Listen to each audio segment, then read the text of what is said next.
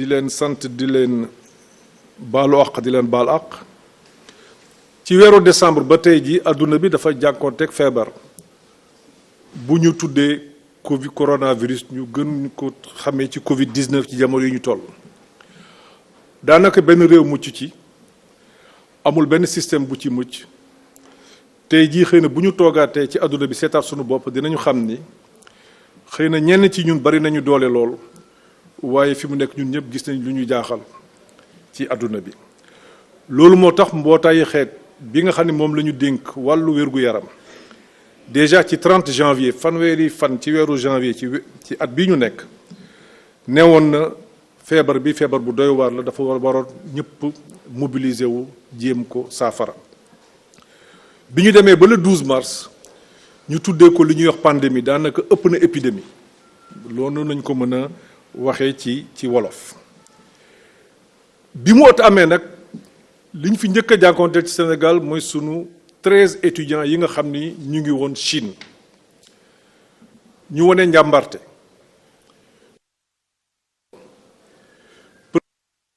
bi nga xam ni moom moo gënoon ci ñoom moo gën ci Sénégal moo gënoon ci Sénégal mooy ñu bàyyi leen foofu mu jàppale leen dimbali leen ku nekk mu jox la téeméeri junni ak ñaar fukk ginnaaw bi leen ambassade bi jàppale ba pare. ma ciy félicité bu baax secrétaire d'État Moïse Sarr parce que moom moo doon topp dossier bi ñuy wax ak ñoom bés bu nekk ñu nekkoon ci ay jafe-jafe ma leen di sant ndax fi mu nekk ni étudiants yooyu pare nañu pour ñëw jàppale ci Sénégal ndax ñoom dañoo dund ci dëkk boo xam ni dañoo xam luy confinement dund ci dëkk boo xam ni fa la feebar bi juddoo gis tawat ak coono bi nga xam ni feebar bi andil na ko dëkk boobu donte dafa am doole. ci turu gouvernement Sénégal ñu ngi ndokkeel di remercier bu baax gouvernement chinois ndax biñ ci tollee dimbali nañu Sénégal ñu ngi continuer di ñu dimbali nañu étudiants yi bu baax a baax a baax te ku dimbali doomu réew mi bitim réew président nga ko defal Sénégal yëpp nga ko defal. may remercier di féliciter ministère de la santé ndax ñun boobu ba tey ñu ngi liggéey ak ñoom ñu amoon cellule psychologique pour jàppale xale yi bés bu nekk boroom xam-xam yi nekk ci ministère bi di jàppale sénégalais yi nekk bitim réew notamment yi nekkoon Chine. may remercier Abdoulaye Diouf Sarr ministre de la santé may remercier di féliciter tout son personnel ñun ñëpp tey gis nañu seen taxawaay. gis nañu seen cawarte ci waxtu wii nga xam ni ñu ngi jokkanteeg ay jafe-jafe mais surtout ñuy remercier parents wu étudiants yooyu boobu ñu ngi doon waxtaan ak ñoom di jëflanteeg ñoom léegi ñoom comprendre nañu bu baax lan moo taxoon président Macky Sall pour aar réew mi jëloon décision boobu. incha allah dinañu continuer di leen jàppale. ni ñuy jàppale ñi nga xam ni dañuy dund bitim réew yëpp léegi nag réew feebar bi dafa toll foo xamante ni doonatul rek benn réew daanaka wër na àdduna bi yëpp li gën moom mooy ku nekk fa nga nekk nga toog fa respecté bu baax a baax consignes yi nga xam ni réew ma nga nekk moom la ñu santaane. ndax daanaka réew yëpp ñoo bokk tey décision yi ñuy jël aéroport yi tëj nañ ko frontières yi tëj nañ ko ginnaaw nag bi ñu tëjee frontières yi fii amoon nañu ay doomu Sénégal yu nekkoon Maroc président Macky Sall wax nañ leen jëli ndax dafa doonoon ñoo xam ne dañoo jëndoon seeni billet ba pare nekkoon ci tukki tëju frontières yi dab leen président affrété benn avion ñu jëli leen ñu ngi fii ci Sénégal. ministère de la santé jël leen en charge ginnaaw loolu am nañu aussi ay sénégalais yoo xam ne dañoo bloqué woon ci frontière u diggante Maroc ak Mauritanie fekkoon réew yi déggoo ba pare dañuy tëj frontières yi ñu doon 25 ñooñu aussi ci ndigalu président de la République ak waxtaan yi nga xam ne amoon nañ ko ak ministère de la santé ak ministère de l'intérieur fexe nañu ba ñu ñëw Sénégal ñu jël leen en charge fi may wax ak yéen ni am na fukki sénégalais ak juróom yoo xam ni ñu ngi nekkoon Éthiopie fexe nañu ba ñu jege si ñu ngi Lomé foofu aussi jox nañu ndigal ambassade du Sénégal bi nekk foofu pour na leen jàppale ñu ngi leen confiner foofu. ginnaaw loolu le 25 mars bi passé am nañu aussi ñeent fukki sénégalais ak ñaar yoo xam ni ñu ngi woon New York ñu ñaanoon nañu ñibbi si fekk ñu tëj aéroport yi ñoom it dañoo amoon seen i billets war a ñëw gouvernement Amérique jàppale ñu ci ba ñu mën leen andi Sénégal fii ñooñu aussi bi ñu ñëweeg léegi ministère de la santé mi ngi saytu seen yaram ñu ngi leen téye ci Lac Rose loolu yëpp dafay wane ni bàyyi nañu xel ci ndigalu président si Sénégal yi nekk bitim réew mais ñu ngi leen di ñaan ñoom aussi nañu jàppale autorités yi ñu nekkal te topp ci seeni ndigal moytu seeni tere loolu aussi la ñuy ñaan sénégalais yi nekk fii ndax feebar bi xamul kuy jullit ak ku dul jullit xamul ku weex ak ku ñuul Sénégal nag dafa doon réew moo xam ne njabootam dafa tas ci àdduna bi lu ñu ràññee Sénégal mooy réewu teraanga kon ñun aussi ci suñu wàllu bopp ñu ngi ñaan ñëpp képp koo xam ne étranger la nekk ci ñun nañ ko jàppale nañ ko doon jàppale démb ak barki démb bañ ko daw bu ñu gisee mu nekk ci ay jafe-jafe ñu suturaal ko ndax it loolu la ñuy ñaan sénégalais yi nga xam ni ñu ngi bitim réew ñu téye leen noonu ci biir loolu nag ak fi xew-xew bi toll moo taxoon président Macky Sall bi mu nattee situation bi xam ni fi mu nekk réew mi yëpp war a dajaloo looloo tax fan yi yëpp ñun ñëpp ñu ngi gis muy recevoir li ñuy woowee les forces vives maanaam ñi nga xam ne ñu ngi ci réew mi te war a jàpp ci liggéey bi mu dajale gouvernement am wax nañu xayma la nga xam ni réew mi war na ko soxla pour ñu mën a xeex jàngoro bi ndax dootul rek xeex jàngoro mais sauver sunu réew ci loolu la ñu toll. moo tax mu jël décision dinañu créer benn fonds boo xam ne dina ci def 1,000 milliards yoo xam ne incha allah ministère des affaires étrangères ci wàllu diplomatie dina ci dox lu mu mën ci ndigalu président pour loolu yëpp li ci ëpp bokk li war a jógee bitim réew en relation avec le ministère de la coopération loolu yëpp mën a mot dugg Sénégal ci alal jooju nag président fàttewu ci doomu sénégalais yi nekk bitim réew moo xam ay étudiants lañu moo xam ay liggéeykat lañu rawatina ñi nga xam ne dañoo nekk ci li ñuy wax situation de vulnérabilité mooy suñuy marchand ambulant wala ñi nga xam ne ñu ngi ci biti amuñu ay këyit te xëy na réew yi ñu nekk dimbali leen dina jafe tout comme am nañ fi njaboot boo xam ne aussi dañoo yaakaaroon ci ñoom ñooñu ñëpp fi mu nekk nii ñu ngi waxtaan ak ministère yi nga xam ne ñoom ñoo yor mbir yooyu pour ñu mën a def une action commune pour mën a jàppale Sénégal yooyu yëpp alal ju bari incha allah président dina ko ci dugal ci fan yii di ñëw moom ci boppam dina ko leeral ndax lu jëm ci wàllu diaspora dafa doon loo xam ni moom moo ko bëggal boppam di ko toppatool boppam am na nag ay xalaat ak ay yoo xam ni dinañ ko wax lépp lu mu ci valider rek dina ko wax la nga xam ni jébbal nañu ko incha allah dinañ leen ko jottali gën ko leeral ñuy sant ñëpp di gërëm ñëpp mënuma pare nag te remercier wu ma félicité wu ma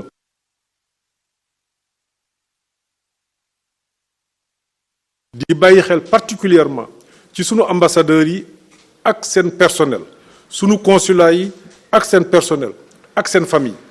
ndax ñoom dañoo nekk bitim réew nekk ak seen famille di dund xat-xat yi nga xam ne réew yëpp a ngi koy dund am na ci ñoo xam ne dañoo bàyyi seen famille fii ci biir Sénégal seen famille di dund xat-xat yi nga xam ni waa Sénégal yëpp leen xamal lépp lu ci war toll sant di leen gërëm di leen baalu àq di leen baalu àq je vous remercie. 19 a fini de déstabiliser les systèmes sanitaires, économiques et sociaux les plus solides. Son rythme de propagation inquiète aussi bien les gouvernements que la communauté scientifique mondiale. C'est la raison pour laquelle l'Organisation mondiale de la santé a déclaré la maladie comme une urgence de santé publique le 30 janvier 2020, avant de la considérer comme une pandémie le 12 mars 2020. Aux premières heures de la pandémie, Nous avons été interpellés par la présence à Ouan, épicentre de la maladie, de 13 étudiants sénégalais. Notre pays, respectueux du règlement sanitaire international, a tenu à maintenir en Chine nos jeunes compatriotes, tout en les assurant de sa solidarité agissante. En effet, en plus de l'aide financière que notre ambassade leur a accordée, Son Excellence M. Macky Sall, après leur avoir exprimé sa solidarité, a dégagé une enveloppe de près de 600 000 francs par étudiant pour leur permettre de faire face au renchérissement des prix des produits de première nécessité dans un contexte de confinement. Il s'y ajoute leur mise en relation avec la cellule psychologique du ministère de la Santé et de l'Action sociale pour un meilleur suivi. Je voudrais, à ce propos, magnifier la résilience de ces jeunes qui, loin de leur pays, de leur famille, et dans des conditions de stress et d'angoisse généralisées, ont fait preuve d'un courage et d'une sérénité à toute épreuve. Le ministère des Affaires étrangères et des Sénégalais de l'extérieur a également associé les familles de ces étudiants à la gestion de cette crise en leur accordant une attention et écoute toute particulière. Pareille occasion me permet d'adresser les sincères remerciements de nos plus hautes autorités à celles de la République populaire de Chine qui, dans cette épreuve et dans un élan de solidarité, nous ont assuré d'un soutien inestimable en subvenant aux besoins d'approvisionnement de nos étudiants en denrées de première nécessité. Elles ont également gratifié d'un suivi sanitaire des plus rigoureux et constants. Toutefois, le caractère pandémique de la crise sanitaire a fortement touché des pays amis où nous comptons de nombreux compatriotes. C'est le lieu de leur adresser, à la suite de M. le Président Macky Sall, nos sentiments de solidarité et de compassion en ces moments très difficiles. De telles circonstances ont conduit le gouvernement à adresser constamment à nos compatriotes à l'étranger un message de soutien, tout en les invitant à des comportements responsables, au respect scrupuleux des mesures édictées par les autorités de leur pays d'accueil et à limiter, autant que faire se peut, les mouvements vers notre pays. En dépit de ces appels,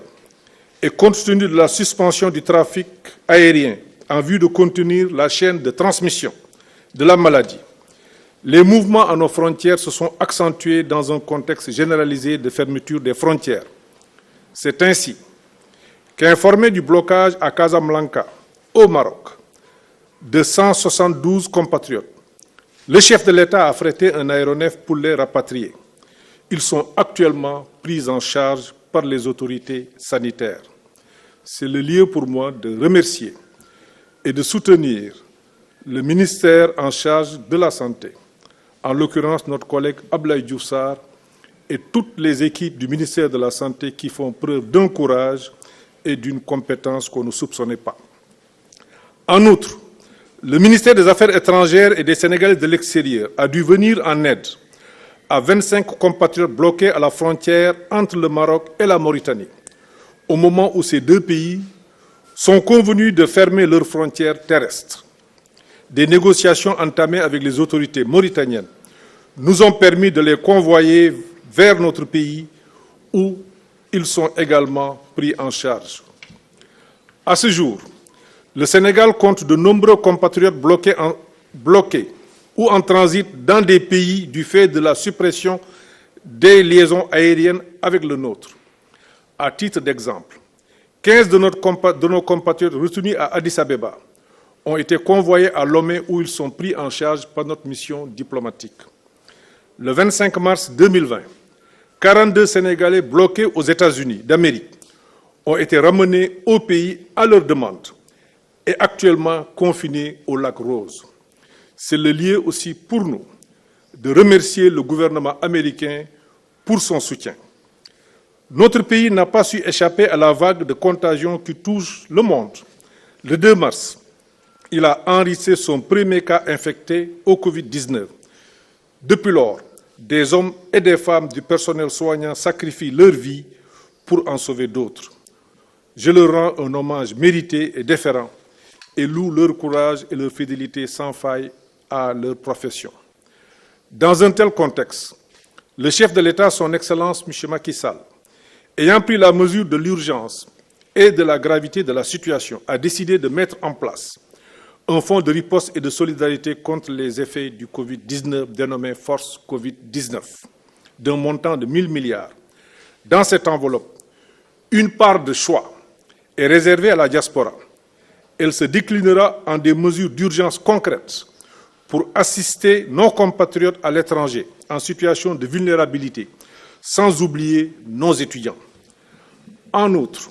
une attention toute particulière sera accordée aux familles restées au pays de nos compatriotes de la diaspora. Enfin, les moyens d'action de nos missions diplomatiques et consulaires seront renforcés et le personnel soutenu pour lui permettre de remplir pleinement et efficacement sa mission. Mesdames et messieurs, le Sénégal, à l'instar de la communauté internationale, est appelé à lutter contre un ennemi invisible qui, de la même manière qu'il traverse allègrement les frontières, ne fait aucune distinction de race, de religion, de statut social ou de genre. Dès lors, aucune forme de stigmatisation ne doit être entretenue, ni envers nos compatriotes vivant à l'étranger, encore moins envers les autres étrangers vivant parmi nous. Nous devons nous soutenir mutuellement, conjuguer nos efforts et livrer la bataille en multipliant les gestes barrières et en suivant les avis et recommandations des autorités sanitaires. Cette bataille est aujourd'hui conduite avec engagement et détermination par le président Macky Sall, qui a décidé de mobiliser dans un élan unitaire toutes les forces vives de la nation pour venir rapidement à bout du coronavirus. Nous serons à ses côtés dans nos villes, dans nos villages, dans nos campagnes, dans les pays d'accueil de nos compatriotes, car c'est le seul combat qui aujourd'hui mérite d'être mené. Je ne saurais terminer sans réitérer mon appel, celui du secrétaire d'État Moïse Sarr, ici présent, ainsi que de l'ensemble du personnel du ministère des Affaires étrangères et des Sénégal de l'extérieur, au respect strict des directives données par les autorités de tous bords. Il est de notre devoir de nous protéger et de protéger nos familles et la communauté. À nos compatriotes vivant à l'étranger, nous voulons les assurer du soutien sans faille et nous leur réitérons notre détermination à tout mettre en œuvre pour leur garantir de meilleures perspectives à la suite de ces moments d'incertitude qui, nous l'espérons, seront bientôt que de lointains souvenirs. Ensemble, nous vaincrons le Covid-19 et je vous remercie de votre aimable attention.